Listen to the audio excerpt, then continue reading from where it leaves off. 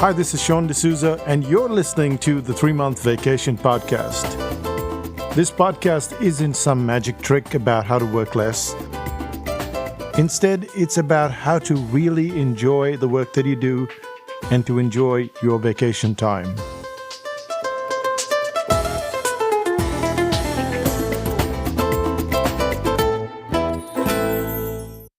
Hi, it's Sean. It's 5:03 in the morning. I'm drinking hot lemon water, and you're listening to the 3-Month Vacation.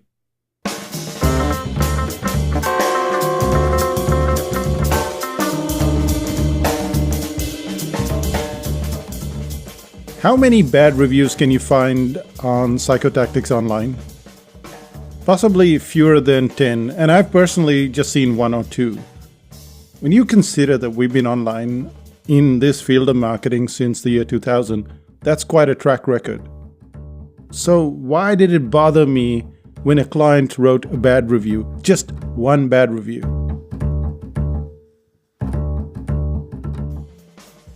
The answer seems obvious, doesn't it? You and I want to defend ourselves. Whether the review is justified or not, a review is a review. In today's episode, we're going to go down that path of Malcolm Gladwell, and this is the last episode. We've had 2 episodes before this, and we've covered the first thing, which is candy versus the main meal, how to gauge reader interest, the power of juxtaposed headlines, why you need to walk away from your drafts and writer's block. And today, we're going to look at what to do when your story goes out in the world, and finally, how to read. So let's start with the first part of today's episode, which is what happens when your story enters the world.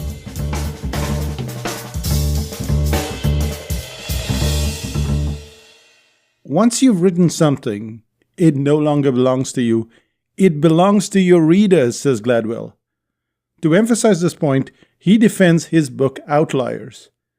Outliers was a book on the story of success. Moreover, in his book, Gladwell brought up this concept of the 10,000 hours. He seemed to suggest, at least to the vast majority of us, that if you put 10,000 hours of work in any field, mastery is somewhat assured. That concept of the 10,000 hours was quickly adopted and almost instantly reviled. People loved it and they hated it simultaneously. But Gladwell has a completely different take on this. He says, while I was writing Outliers, I was trying to estimate how long people had to do something complicated before they could master it. So I wrote this in a chapter in my book, and I thought nothing of it. I didn't think it was that significant.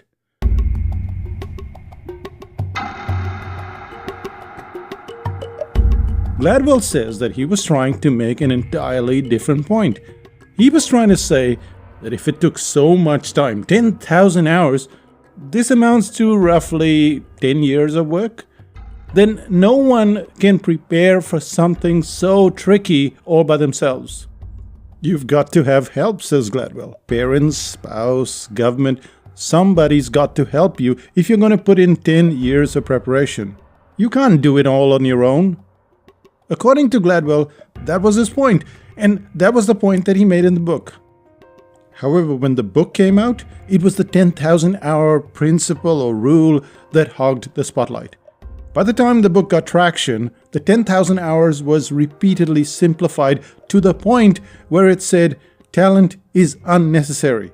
All you need to do is practice for 10,000 hours.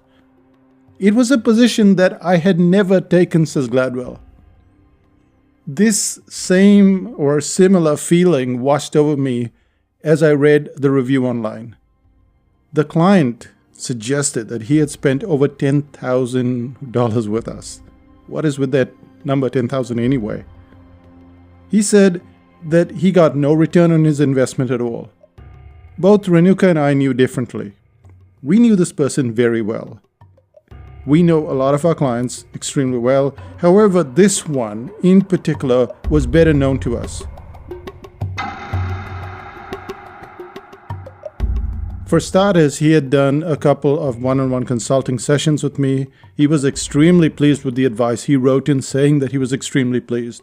Then he bought into the copywriting workshop. Now, this workshop was held last year in New Zealand, so people had to fly all the way from wherever to New Zealand. He then joined the cartooning course.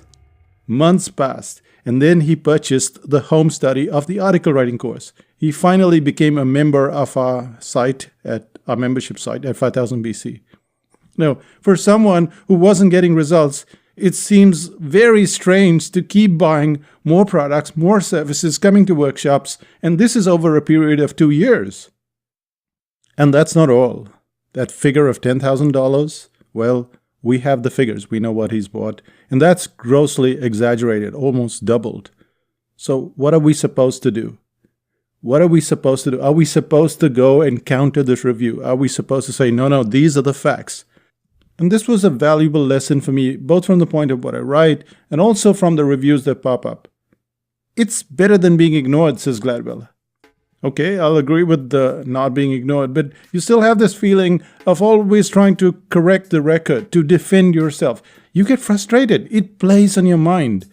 And then you realize that you're not the police of your readers. You're not the police of your clients. If readers interpret an idea in some way, that's their call. It's not something that you can do or even should do to control, because you can't.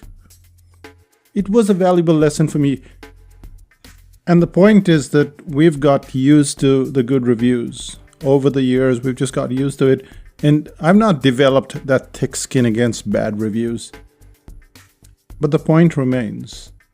Gladwell's advice to let readers or clients give their point of view is what enabled me to let the matter go. It's very easy to debate that the information was factually wrong, but you can't monitor everything that's being said about you.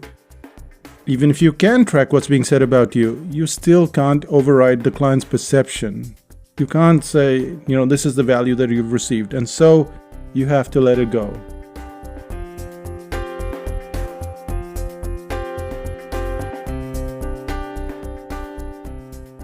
It might seem like a small point, but letting go is a big deal for most of us. Our books, our courses, our service, they're all our babies. We put so much into it. We work extremely hard to get them to a very high standard. And the client is going to give their verdict, just like we did this morning. We were at the cafe, and the barista, Rachel, she steps up and she says, "How's the coffee?" Now, she thought she'd done a fabulous job, and she came over for some praise. And we hesitated, we looked at each other, and, we told her that there was a bit of grind on the coffee, but otherwise it was perfect. Now, we are the clients. We have a perception, and she's put her coffee out to the world. That's the price that we pay. That's the price that we pay for putting out our work into the world. People are going to like it, and some of them will merely misconstrue it or even tear it down. We have to keep working and just let it go. However, this letting go bit only applies to the response and to the criticism. You can't let everything go, and this takes us to a completely different topic, which is once you put your book out in the world, once you put your product, your service out in the world, what do you have to do? There is a very fascinating story that Gladwell tells us, and it's the story of how his book went nowhere. So he had to do something to get the story out into the world. What did he do? We'll go into the second section of When Your Work Enters the World, and this is about promoting your work.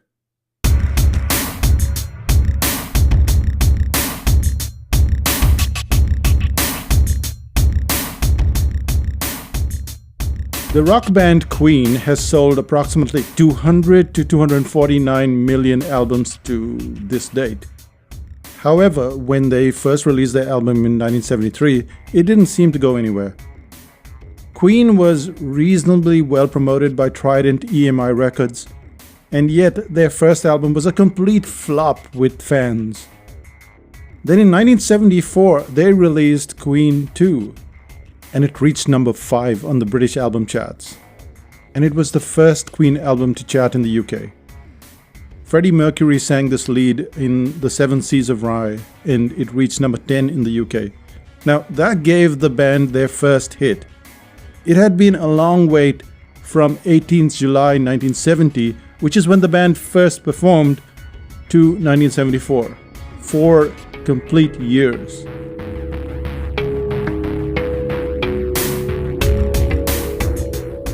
Gladwell seemed to have run into a similar sort of black hole when he released his first book. This book was called The Tipping Point. So this is what he'd do. He'd write in the morning, then he'd go to his job in the New Yorker in the afternoon. And this was the routine for the whole year. When it was released, the book had a similar response to Queen's first album. It just didn't do well at all. This caused Gladwell to keep touring because somehow he wanted to revive the rather modest sales. I basically did endless promotion, says Gladwell. For 2 or 3 years, if you called me and you told me, come to our little town in Wisconsin, for instance, let's have you speak at our library. I went, he says. 2 or 3 years had to pass. The book was then released as a paperback, and like a second album, it became hugely successful. This seemingly minor point of patience and constant promotion is something that most of us seem to miss. When we write a book, we put in so much effort that we think, okay, fine, we'll do some promotion, the book will come out, we'll sell a few of them, then it'll increase, and then it'll go to numbers enough to sustain us. Now, we might not expect it to be a runaway bestseller, but we assume that a fair bunch of people will come knocking at a door and they'll buy the book. We expect the support of friends. We expect the support of family. But that's not how the real world works. Your friends, your family, they might be very supportive of your work, but the real grunt work has to come from strangers. Complete strangers. They are the ones that are going to buy your stuff. And it all comes from what we do to promote our work. It may take a year, it may take 2 years, it may take even longer.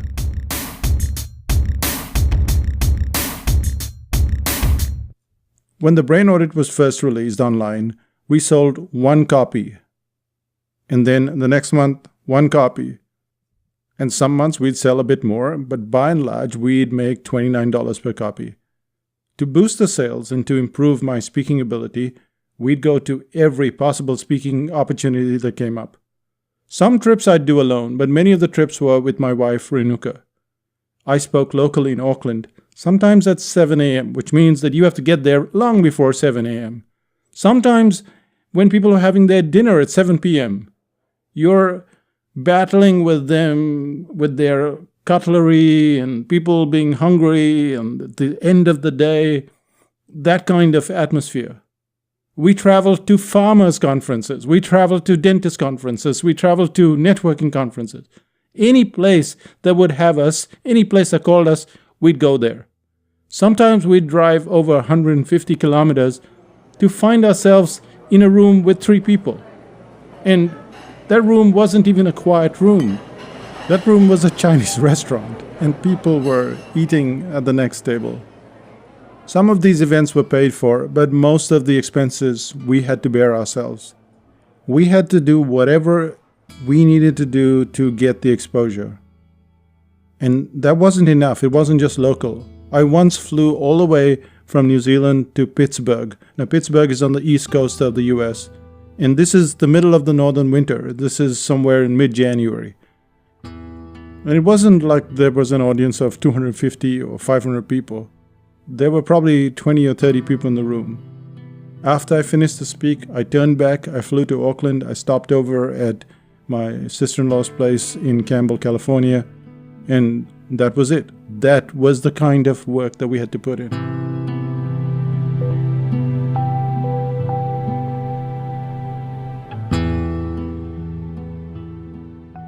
A few years ago, we sat down and we calculated how much the Brain Audit had earned. And this is few years, I'm saying probably 5-6 years ago, it had generated over $500,000. And that's just the Brain Audit. And even today, it continues to be the doorway to many of our courses, to the workshops, to the membership at 5000 BC. Many a time, I just wished that there would be some kind of magic button. I just wished, okay, Google would say, here you go, here's the money, we put it in your bank account, now go have fun, do whatever it is that you do. It's not once, it's many times that this has crossed my mind.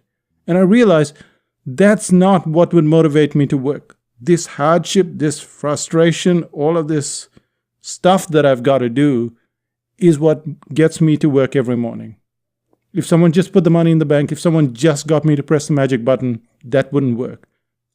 And as I went through this course, all those memories kept flooding back. And this is what Gladwell reminded me, that you have to do a lot of stuff to have even a smattering of success. You have to put in a lot of groundwork, which is why you can be Tom Hanks or Beyonce, but when your next project is released, you still have to do all the legwork yourself. You still have to travel to all the countries, you have to do all the tours, get on a constant stream of programs and radio shows and TV shows, and that's what it takes, even if you're a superstar, even if everybody knows you.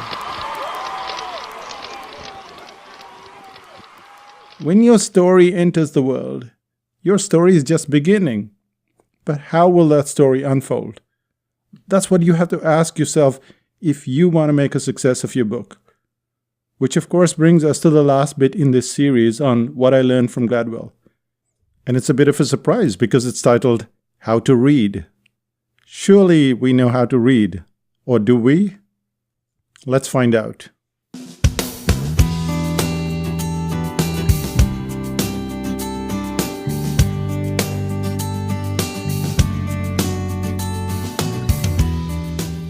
The musician John Mayer wasn't happy with digital music. With the advent of digital music, you didn't have to buy an entire album. Instead, you could buy a single and then play the songs in any sequence that you desired. Mayer was not very happy with that. His grouse lay in the fact that a musician lays down the music. Just like a chef serves dinner, there's a sequence, there's a sense of order, there is intention. Now, if you grew up in the cassette tape world, then you could always create a mixtape. You could always mix the music up. But by and large, you went to the store, you bought your music, and it was in a sequence. There was a sense of intention. And when digital music came along, all of that intention seemed to be thrown into the wind, like ash. When Gladwell talks about reading, he too takes on intention. Because a writer tends to have a specific goal when he or she writes a book. Gladwell seems to suggest that you should avoid the indulgence of speed reading. You should go through the books in little pieces, slowly and deliberately. Reading, he says, is an act as consequential as writing. Well, that's a pretty profound statement when you think about it. Writing is often hard. You have to think up a concept, you have to put it on paper, you have to nitpick your way through the exact phrase, and then, and only then, do you have to present it to the reader. As a reader, it would be quite the exercise to absorb the ideas at a reduced pace. Let's slip in an analogy here, shall we? Let's say you went to a gourmet restaurant. The chefs take hours to put together their perfect meal, and then, as the courses come out, it's not a mountain of food. Instead, what you get are tiny portions, and you're savoring these portions.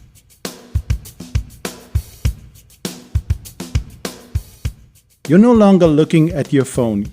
You're no longer gobbling it away mindlessly. Instead, you're eating it at a far reduced pace. Sure, it's not quite the same pace as it was put together, but we're still trying hard to enjoy the energy that was put into every meal. There's always an intention on the part of the writer, and Gladwell is suggesting we should have a similar sort of intention when we're reading. As a reader, you should look for elements in the book that make you happy. It's not your job to be a critic. One of the things that you learn if you've done any sort of criticism is that being a critic is one of the easiest things in the world. You can do a hit job on the novel War and Peace. And Gladwell says, if I wanted to trash it, I could make it seem like a piece of trash, this War and Peace stuff. But my job is to tell you why the novel is so great. I think that's a much higher calling. So Gladwell is talking about reading, but he's suggesting that reading with intent makes you a better writer. I'm particularly taken by this point because at one point, 100 books a year was my goal. I got that seemingly magic number when I first moved to New Zealand, and I started out in marketing.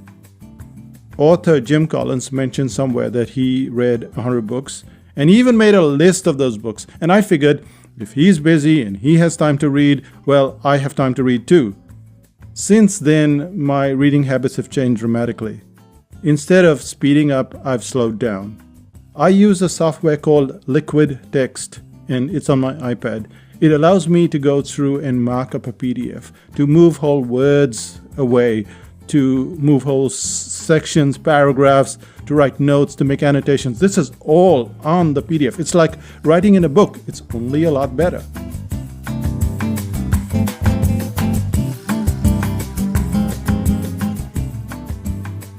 This has reduced my speed of reading to a crawl, but even the level of understanding is now at a different level. Gladwell says that you become a better reader by reconstructing the writer's thought process. So you find a book that you really like, a non-fiction book, and then you go to the back of the book. You find all the sources. You find all the sources that the writer has used, and then start reading some of those sources. No one is saying that you have to read all the sources. That will take forever. Pick some of the sources, some of the books that seem interesting to you. Or if they mention articles, then read those articles. Go down that rabbit hole. It helps you to get into the mind of the writer. And in turn, it makes you a better writer because now you have a feeling for how that work was constructed. Anyone can eat a meal and criticize it. If you plan to be just this person that wolfs down their meal for the rest of your life, then this is not a problem. But on the other hand, if you want to be a chef, you need to understand the structure, you need to understand the culture, you need to understand all the elements of how it was put together, how the plating was done, how it was presented to you. And as John Mayer would suggest, you don't eat dessert before the appetizer. There is a sequence, there is a science to everything. And really, what you're doing when you're reading a book is just that.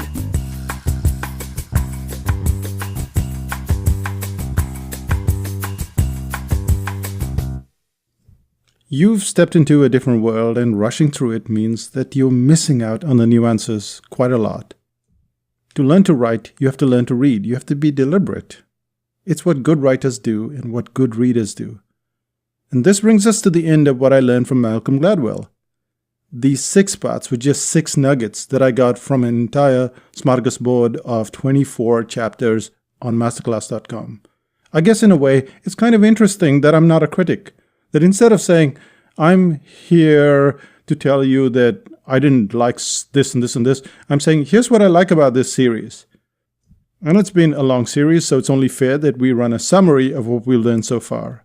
So what are the 6 points? The first thing is candy versus the main meal. The second is how to gauge reader interest with conversation. Then the third was the power of juxtaposed titles. Fourth was why you need to walk away from your drafts. The fifth was what to do when your story enters the world. And finally, how to read. Now, candy was the little bit that was interesting that a reader could hold on to. Like in the brain audit, the story of the candy could be stepping in dog poo. It's memorable. It's funny even. It can be a little bit that the reader passes on to a friend instead of trying to explain the entire book. Give the reader some candy and they will happily pass it on. But what about how to tell if your writing is interesting? There is quite an easy way. You get a friend, you get a client, and they need to be someone you trust. Take them out for a coffee. Take them out for lunch. Be generous. Run your ideas and stories past them. How do they react? When do they change the topic? When do they get bored? When do they pitch in with their own sources? And ask them, what does it remind you of? That shows reader interest. We make the mistake of sending a chapter. Go read my chapter. Go read my book. Well, that's hard for someone to critique. It's so much easier when you're having a casual conversation. So that's the second thing. But the third thing is the titles. Contrast creates drama, creates great titles. So Silent Spring, that's a great title. 2 words. They almost seem to cancel each other out, but they create curiosity. And you can create the power of the title and the subtitle as well. So it doesn't have to just be 2 words. It can be a title and a subtitle. So you can have a title like Everything Happens for a Reason, and the subtitle is And Other Lies That I Used to Love. Now that's contrast.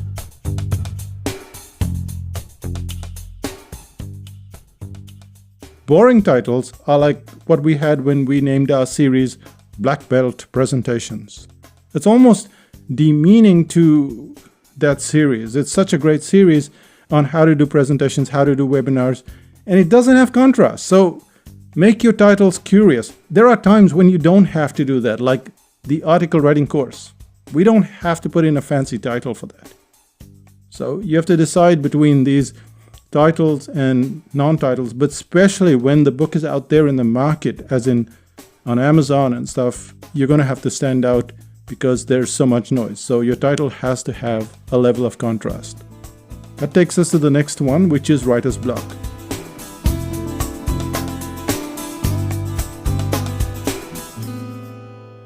Where does writer's block emanate from? Well, part of it is just not knowing the structure. So unless you've kind of worked at your writing for a long time, you've done a course, there's going to be pressure because you don't know what to do next.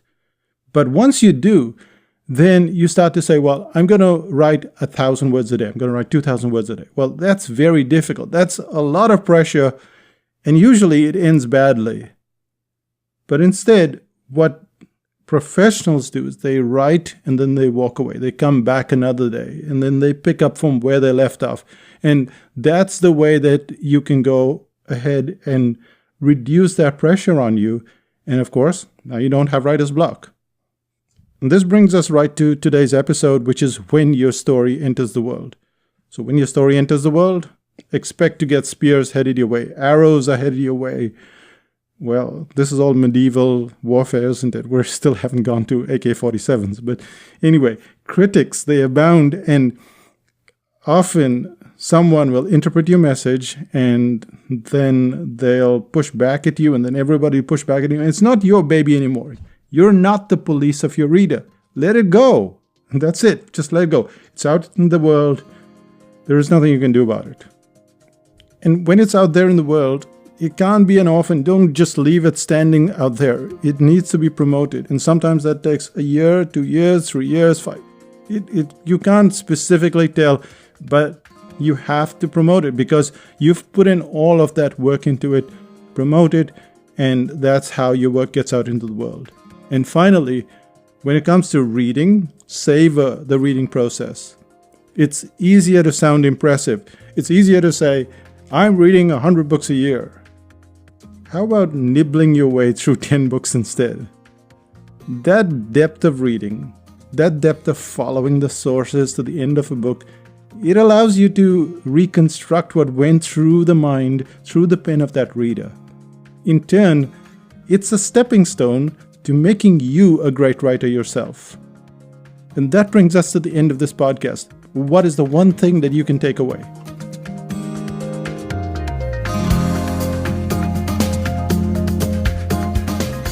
I'd say it's about reader interest. We all want to write stuff that's interesting to others. We want to make sure that we're being heard, but also that we're being talked about. If you don't get the reader genuinely interested in your work, it's hard to get them to the next chapter, let alone the next book. The more you're able to test your ideas casually, the better your book, your course, or your speech is going to turn out. So take a walk. Buy someone a coffee, enjoy the rain or enjoy the sun if that's what you like, and test your ideas casually. And that's the one thing that I think would be of most benefit to all of us, especially if you want to become a great writer.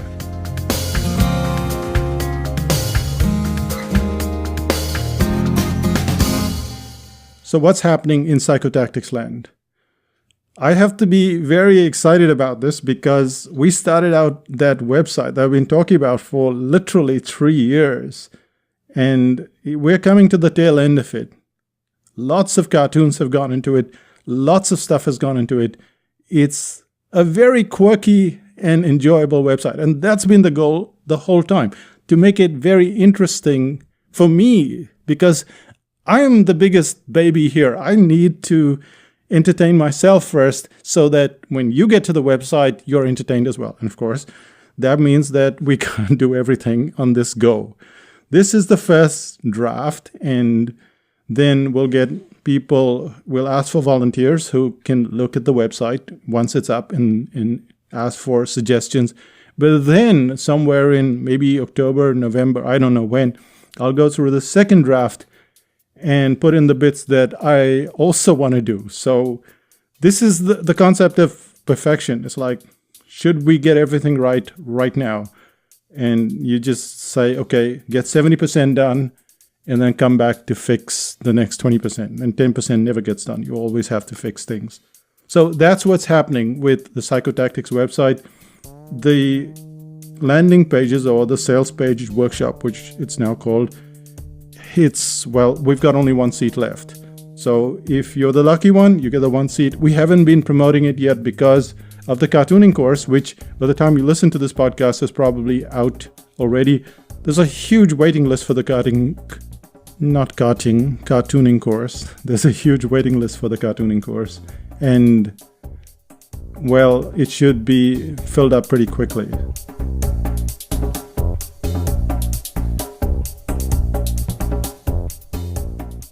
As we went through this series, which is all about writing, and you're wondering, well, is there an article writing course that I can trust the writer? I can trust the voice of the writer, that it's different. Well, I'm talking about myself, of course, but the point is that there is the Psychotactics article writing course, and that's in October. And October seems ages away, but the home study will be available at that point in time. You have to go on a waiting list. Before that, you get a whole bunch of goodies that you can then start to practice your writing and stuff like that.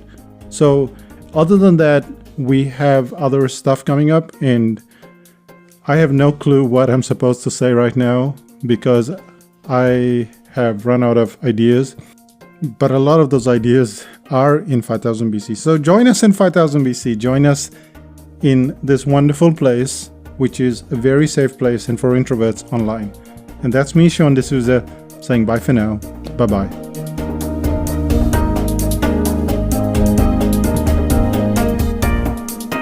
Still listening?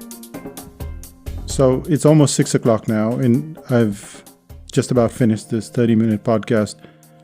And I didn't want to come to work this morning. It's Friday morning. And I thought, okay, we'll do the podcast later today. But here's the point, and this is something that I learned a long time ago, and that is that there is a lot of purpose in having a break. It's very important to have your breaks. But there's also the flip side, which is what successful people do. And when I was starting out, I used to listen to a lot of tapes by Brian Tracy, and he would often say, successful people hate doing the same thing that unsuccessful people hate doing, but they do it anyway. And that kind of sticks in my head, and every time I think, I'll do this later, I'll just do something else, I'll check email, I'll go to 5000 BC, I'll do something else. And I remember this line, and it's there, it's not written on any board or anything, but it's in my head. It's successful people hate doing the same things that unsuccessful people hate doing, but they do it anyway. It's what keeps me going, especially when it's 7 degrees outside and it's cold and I'd rather be asleep or checking email or doing whatever, but not doing the recording of this podcast. So that's what keeps me going, and I hope this line stays in your head and keeps you going. Okay, we'll see you in 5000 BC. Bye for now.